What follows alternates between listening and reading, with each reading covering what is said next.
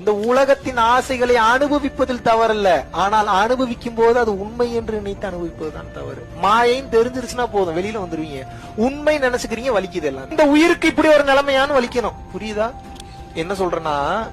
ஒரு சம்பந்தமே இல்லாத ஒரு உயிருக்காக உயிரிழக்கப்பட்டு வலிக்கணும். அப்படி வலிக்கணும். ஐயோ எனக்கு கிடைக்காம போதே, என் புள்ள இப்படி நடக்கிறானே, என் பொண்டாட்டி இப்படி ஆயிருச்சு, என் குழந்தைங்களுக்கு இப்படி வலிக்க கூடாது. இதுனா நீங்க இறைவன் நடந்துடுவீங்க. காதலாகி கசிந்து உருகி கண்ணீர் மல்கணுமா? சம்பந்தமே இல்லாம ரோட்ல ஒரு நாய் பாக்குறீங்க, அந்த நாய் பசியோட இயங்குது, அந்த நாய் மேல காதல் வந்து கசிந்து உருகி கண்ணீர் வந்து, இந்த நாய்க்கு இப்படி ஒரு நிலைமை வருமா? அப்படி வருது அப்படின்னா நீங்க நல்ல நிலையில இருக்கீங்கன்னு அர்த்தம். நான் இப்பவே எழுதி தரேன். எல்லா உயிர்களை பார்க்கும் போது, கஷ்டப்படுற ஒரு உயிரை பார்க்கும் போது உங்க கண்ணுல கண்ணீர் வருது அப்படின்னா இப்பவே நான் பட்டயத்தில் எழுதி தரேன், உங்களுக்கு அடுத்த பிறவி கிடையாது. அப்படி வரலையா உங்களுக்கு மாட்டிக்க போறீங்கன்னு அர்த்தம்.